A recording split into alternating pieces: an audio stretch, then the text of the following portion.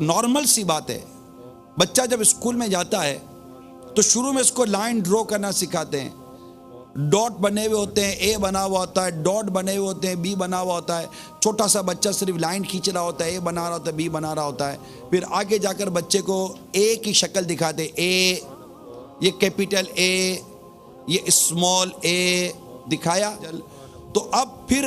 A for Apple जैसे school में पढ़ाते हैं, ए फॉर एप्पल, तो एप्पल का फोटो दिखाते हैं, किसको एप्पल कहते हैं। तो इतनी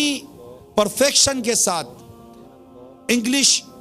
और दीगर लैंग्वेजेस सिखाई जाती हैं, इसकी पूरी ग्रामर सिखाई जाती है, इसकी past tense, future tense, present tense, direct तो इनडायरेक्ट सेंटेंसेस, ये हेल्पिंग वर्ब तो ये वर्ब तो वो वर्ब तो ये जुमला वो जुमला, तो इतने वर्डिंग याद कराए जाते हैं। तब जाकर कोई एक लफ्ज़, एक लाइन बड़ी मुश्किल से आदमी इंग्लिश की पढ़ लेता है और समझ लेता है। आप बताइए, कुरान की फसाहत और बलागत के लिए क्या हमको इतना फुर्सत मिली कि हम कुरान पाक ज़रूर सीखें। अगरचे कुरान सीखने के लिए आसान है, अगर कुरान सीखने के लिए आसान ना होता, कुरान याद करने के लिए आसान ना होता,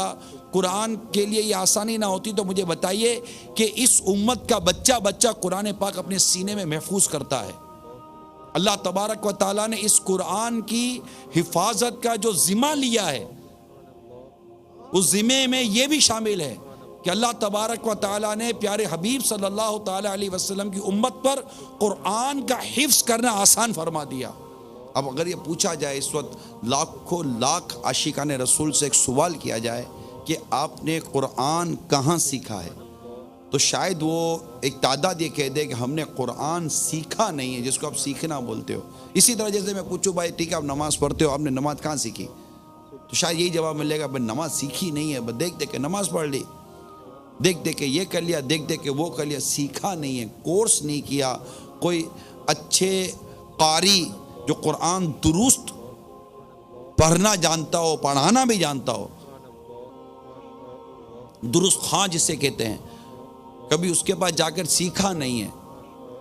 क्योंकि वो शुरू से मेंटेलिटी नहीं थी ना, एक ही सोच थी कि पैसा कमाना है, फ्यूचर बनाना है, इतनी पढ़ाई करनी है, इतनी मैट्रिक करनी है, ये ग्रेजुएशन करनी है, ये करनी है, ये होमवर्क करना है, ये ट्यूशन पढ़ना है, ये पढ़ना है। कोई बामुश्किल से कोई किसी घर के अंदर को आधे पौने घंटे के लिए कोई कारी साहब वगैरह कोई आ गए, और वो भी ये नहीं पता कि ये सही पढ़ाता कि नहीं पढ़ाता। सीधी सी बात है, बुरा मत मानिएगा, ये नहीं पता था कि पढ़ाता नहीं हुआ। ट्यूशन रखते वक्त जितना टीचर के लिए आपने मालूमात की थी, कुरान अपने बच्चे को पढ़ाने के लिए तो इतना तो आप इसे मालूमात करते भी कि सर, आपको खुद को भी क्या बेचारे को आता था कि वो कारी साहब के मुतालिक मालूमात कर लेता कि जनाब कारी साहब को आता भी है कि नहीं आता। तो अब आधा घंटा 15 मिनट 20 मिनट बड़ी मुश्किल से थका हारा सा बच्चा कारी साहब के पास या जो भी कुरान पढ़ाने आता था उसके बाद थोड़ा बहुत पढ़ लिया, वो भी सही पढ़ा या गलत पढ़ा ये आपको भी नहीं पता, क्योंकि आपने जितनी पूछ-गुछ, जितना फॉलोअप आपने अपने बच्चे की दुनियावी एजुकेशन के लिए किया, प्री प्राइमरी, KG2, उसके फारिग होने तक, इवन के मास्टर्स तक ले लीजिए, अब उसके बाद उसकी जॉब की टेंशन ले लीजिए, सारे टेंशन ले लीजिए, कभी आपने देखा कि हमारे बच्चे ने कुरान दुरुस्त पढ़ा या नहीं पढ़ा। खुद हमारे बारे में भी तो यही हाल है ना, हमने भी कौन सा कुरान दुरुस्त पढ़ा हुआ है। तो अल्लाह तबारक व तआला की करोड़ों रहमत है कि दावत इस्लामी के मदनी माहौल में कुरान दुरुस्त पढ़ाने का एक ज़हन मिला, मदरसतुल मदीना बालिगान मिले। ये दावत इस्लामी की भी यकीन मानी इम्तियाज़ी शान है।